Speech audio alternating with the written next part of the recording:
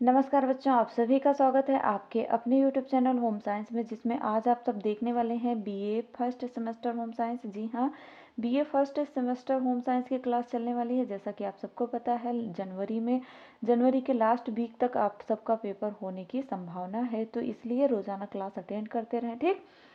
और वीडियो को अधिक से अधिक शेयर करें। जो अभी तक चैनल को सब्सक्राइब नहीं किए हैं, प्यारे बच्चों, चैनल को सब्सक्राइब कर लें और टेलीग्राम चैनल से ज़रूर जुड़ें, जहां से आपको वीडियो का लिंक भी प्राप्त होगा और वीडियो का पीडीएफ भी प्राप्त करना चाहते हैं तो आप टेलीग्राम चैनल को ज्वाइन कर लें, ठीक। जिसका लिंक मैंने डिस्क्रिप्शन में दे रखा है, जब वहाँ से आप आसानी से ज्वाइन कर सकते हैं, ठीक। तो आगे बढ़ते हैं। प्रश्न आपका बहुत ही इम्पोर्टेंट है। ये प्रश्न आपके पेपर में ज़रूर से ज़रूर 1 नंबर से ही 2 नंबर के लिए ही पूछा जाएगा, या लॉन्ग में भी पूछा जा सकता है, पर आएगा ज़रूर आपके पेपर में। इसलिए ये वीडियो पूरा देखना, स्किप किए बिना।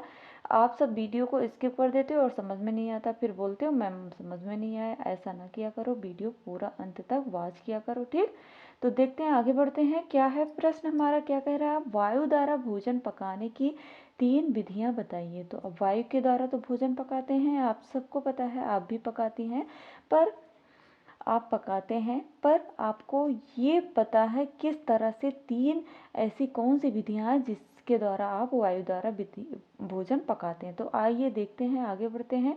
और अभी तक जो बच्चे चैनल को सब्सक्राइब नहीं किए हैं, सब्सक्राइब कर लें। वीडियो को अधिक से अधिक शेयर भी अवश्य करें, ठीक। तो लाइक भी कर दो, आगे बढ़ें फिर, ठीक।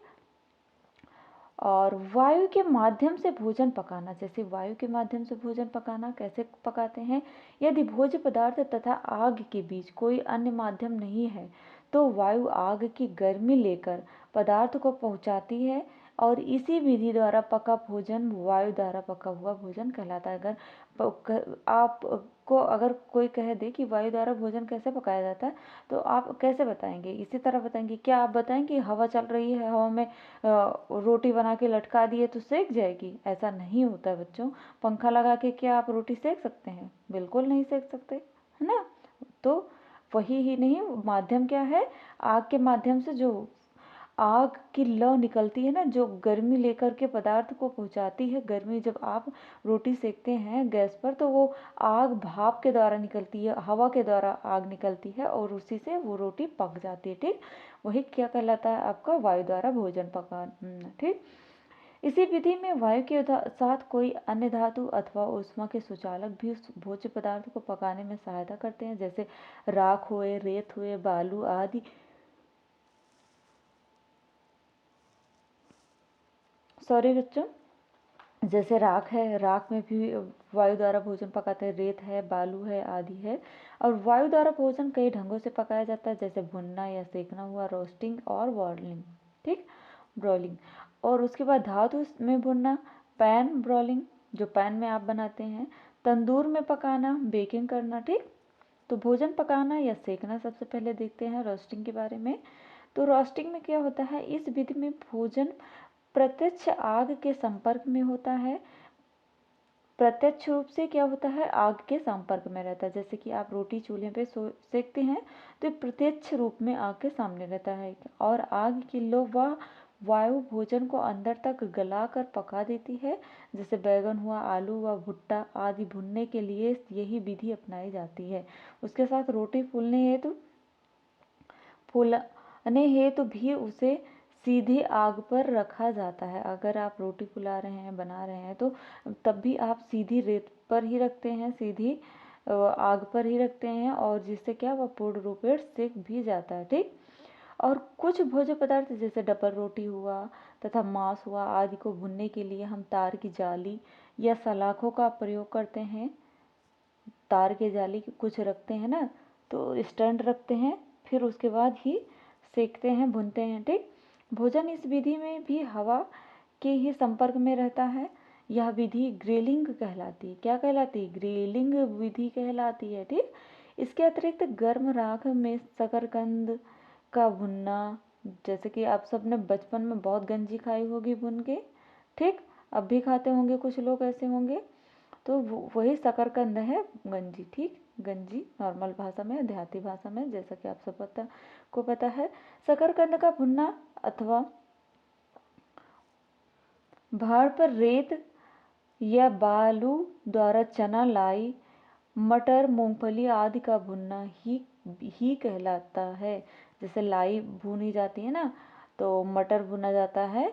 तो आप जो गांव से बिलोंग करते होंगे उनको पता है कि किस तरह से गांव में जाते हैं। और जो यहाँ पे लिखा नहीं भाड़, तो वहाँ पर रेत के द्वारा इसको भुना जाता है। ठीक, भुनने से लाभ क्या होते हैं, आइए जानते हैं लाभ क्या होते हैं। इस विधि से भोज्य पदार्थ धीरे धीरे सिकता रहता है, जिससे क्या होता है, उसकी गंध नष्ट नहीं हो पाती तथा वह स्वाद में उत्तम होता है। ठीक, स्वाद भी बहुत उत्तम हो जाता है इससे। और क्या होता है, इस विधि से पौष्टिक तत्व कम नष्ट होते हैं क्योंकि साबुत भोज्य पदार्थों को ही भुना जाता है। ठीक, इस विधि में से पकाया गया भोज्य पदार्थ चारों तरफ से एक सा भुनता है तथा देखने में भी सुंदर लगता है। ठीक, उसके बाद आता है धातु के बर्तन में भुनना। जो पैन बॉयलिंग होती है, पैन में बॉयलिंग करना, वो किस तरह से करते हैं, जैसे देखते हैं। इस विधि में भोजन को भूनने के लिए बर्तन जैसे तावा हुआ अथवा कढ़ाई हुई, इन सभी का प्रयोग किया जाता है। सॉरी बच्चों, पर अन्य कोई माध्यम प्रयोग नहीं होता है। और अभी तक जो बच्चे चैनल को सब्सक्राइब नहीं किए हैं, तो प्यारे बच्चों, ईमानदारी के साथ सब्सक्राइब करें, शेयर करें, लाइक करें, क्योंकि आपके टीचर आपसे ज़्यादा कुछ नहीं मांगते, सिर्फ एक सब्सक्राइब, एक लाइक ही मांगते हैं जो आपके पास रहता है। ठीक, उसके बाद धातु में बर्तन में भुनना। धातु के बर्तन में इस विधि में भोजन को भूनने के लिए बर्तन जैसे तवा अथवा कढ़ाई का प्रयोग किया जाता है, पर अन्य कोई माध्यम प्रयोग नहीं होता है। आग की गर्मी से धातु गर्म हो जाती है और यह धातु की गर्मी भोजन को पका देती है। तवे पर रोटी सेकना, सूजी, दलिया, आटा आदि इसी विधि में भूनते हैं। ठीक, तंदूर में पकाना जैसे बेकिंग करना, इसमें भोज्य पदार्थ एक विशेष प्रकार की भट्टी या तंदूर या ओवन में पकता है और यह विधि वास्तव में भुनने की ही विधि होती है। और इस विधि में गर्म वायु बाहर ठंडी हवा से मिल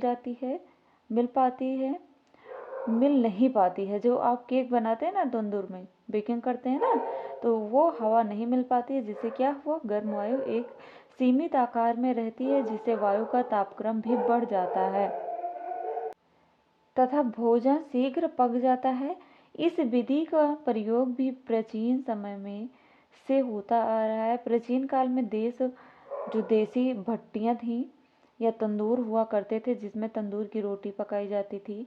अब भी व्यापारिक मात्रा में भोज्य पदार्थों को बेक करने हेतु तो बड़ी बड़ी भट्टियाँ अथवा तंदूर का ही प्रयोग किया जाता है, जिसमें घरेलू रीति से भोज्य पदार्थ बेक करने हेतु एक छोटा बॉक्स नुमा डिब्बा, जिसे ओवन कहते हैं, काम में लाया जाता है। तो आई होप आपने समझा होगा बहुत अच्छे से। और अभी तक जो बच्चे चैनल को सब्सक्राइब नहीं किए हैं, सब्सक्राइब कर लें और वीडियो को अंत में जाते समय शेयर अवश्य करें। और टेलीग्राम चैनल से जो नहीं जुड़े हैं, डिस्क्रिप्शन में टेलीग्राम चैनल का लिंक दिया हुआ है, वहाँ से जा कर के जुड़ें। ठीक, तो मिलते हैं नेक्स्ट वीडियो में नेक्स्ट टॉपिक के साथ। तब तक के लिए जय माता रानी।